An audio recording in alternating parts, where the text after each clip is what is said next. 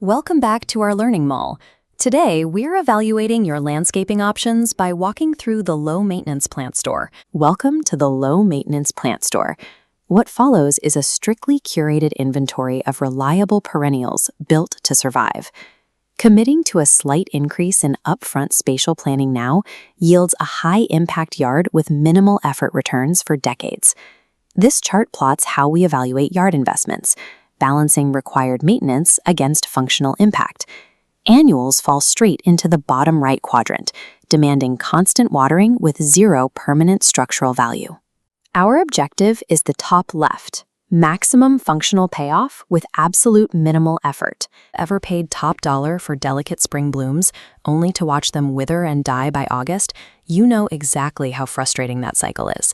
A poorly chosen plant imposes a recurring tax on your time and energy, demanding weekend labor just to prevent it from failing. We can actually see this alternative working in a real, lived-in garden. Every plant we evaluate today must meet 3 strict criteria. They require very low effort, they are incredibly reliable, and they exhibit perennial behavior by coming back every single year. These chosen assets require essentially zero active labor, and you won't need to buy any specialized tools to manage them. By shifting your dollars to these specific, self-sustaining perennials, you trade your weekend labor for compounded year-over-year yard improvement.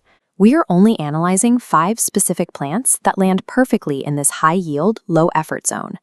To track the spatial and functional data, we are using this comparison matrix, starting with our first heavyweight option, the French lilac. Notice the massive spatial input required.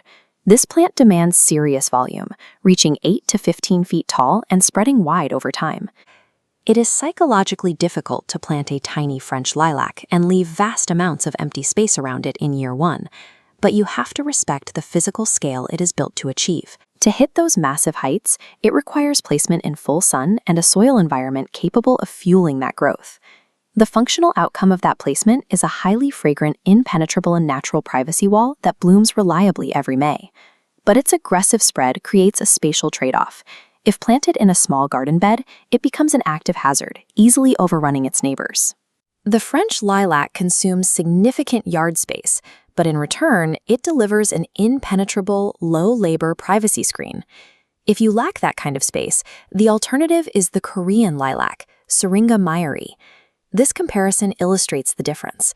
Watch how the massive 15-foot French structure scales down to a highly dense 4 to 8-foot Korean footprint. It operates on a slightly delayed schedule, pushing its primary blooms out into late May and June.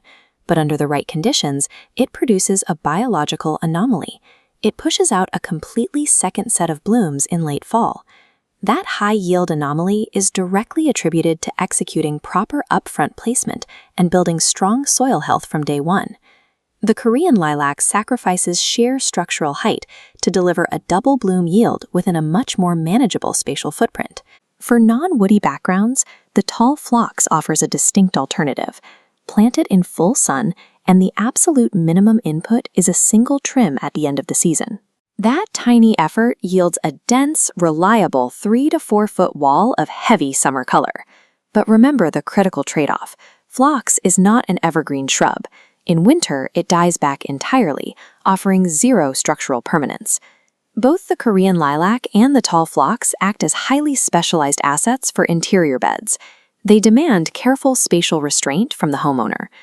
When you face awkward spatial gaps in the yard, Weyella steps in as an extremely forgiving spatial filler. It easily handles varying sunlight levels and pulls secondary duty as a draw for local pollinators. Its limitation is structural. The loose branch movement means it will never provide a clean architectural shape. That forces us to look at the ultimate functional requirement of yard design, achieving year-round aesthetic permanence. Blue holly provides exactly that, delivering 6 to 10 feet of dense evergreen privacy that holds up in December. Sourcing plants based on their maintenance requirements allows you to manage your landscape through selection rather than labor. This tracks the ultimate logic path for any homeowner short on time. You invest in soil, you strictly choose low-maintenance perennials, and the result is a garden that works for you.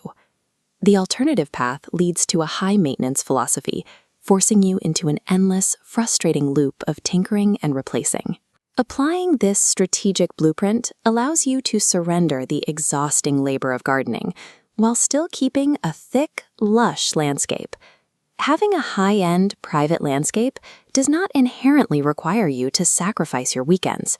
The core rule is simple.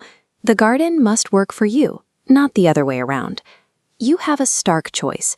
You can actively invest in soil health upfront, or you can passively waste money replacing dead plants every summer. True garden success isn't measured by the hours you put into the dirt. It's measured by the time and money you get to keep.